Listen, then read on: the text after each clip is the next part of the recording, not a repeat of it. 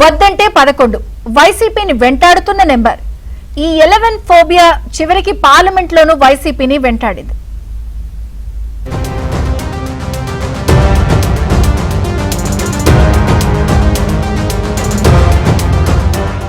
ఒకటి 2 3 అని ఆయా పరీక్షల ఫలితాలు వచ్చే ప్రకటనలప్పుడు వింటూ ఉంటాం. అప్పుడే కాదు, ఎప్పుడు ఈ మాటలు గింగిర్లు తిరుగుతూ ఉంటుంది. కానీ వైసీపీకి వచ్చేసరికి ఇది కాస్త 11కు మారుతుంది. గత ఎన్నికల్లో ఏపీ ప్రజలు లాగి లెంపకాయ కొట్టి వైసీపీని 11కు పరిమితం చేశారు. జగన్ 11ను సెలెక్ట్ చేశారు. ఇంతవరకు బాగానే ఉన్నా ఈ 11 నంబర్ మాత్రం వైసీపీని వెంటాడుతూనే ఉంది. వాచ్ మీద 11 చూసుకున్నా, ఎక్కడైనా 2 ఒకట్లు చూసుకున్నా తక్కువ వైసీపీ నేతలు కంగారు పడిపోతున్నారు. అందుకే 11 అంటే చాలు వారికి నిద్ర పట్టడం లేదు.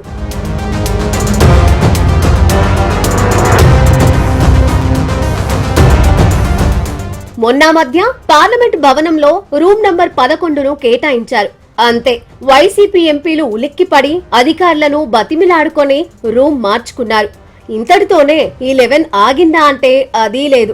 స్వీట్ 16 లాగా, టీనేజ్ వాలంటైన్ లాగా పాలిటిక్స్ లో వైసీపీని ఈ 11 టీమ్ నంబర్ వెంటాడుతోంది. ఇదంతా ఓ ఎత్తైతే అమరావతికి చట్టబద్ధత తీర్మానం అసెంబ్లీలో పెట్టిన సమయం 11 గంటల 11 నిమిషాలు.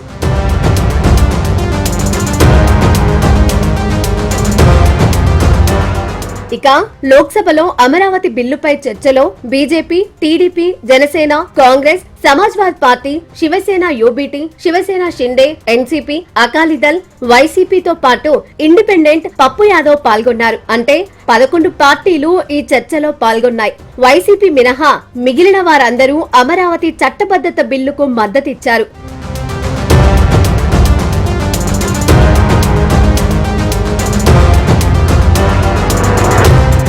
రాజ్యసభలోనూ ఇదే పరిస్థితి. 11 పార్టీలు BJP, Congress, TDP, Trinamool Congress, Aam Aadmi, BJD, RJD, BRS, JDU, Shiv Sena, YCP పాల్గొన్నాయి.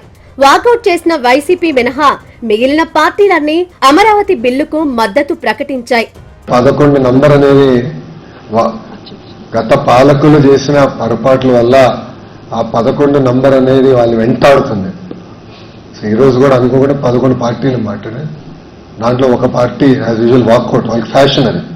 కౌన్సిల్లో వాకౌట్, పార్లమెంట్లో కూడా వాకౌట్ చేశారు. వాళ్ళకు ఫ్యాషన్ అంటారో ఫ్యాషన్ అంటారో అది సిసిడి ఉన్న వ్యక్తి, క్రెడిట్ చోరీ డిసార్డర్ ఉన్న వ్యక్తిని మీరు అడగాలి. ఈ రోజు కూడా వాకౌట్ చేసి వెళ్ళిపోయారు. మొత్తంగా వద్దంటే 11 వెంటాడుతోందని వైసీపీపై నెటిజన్లు సెటైర్లు పేలుస్తున్నారు.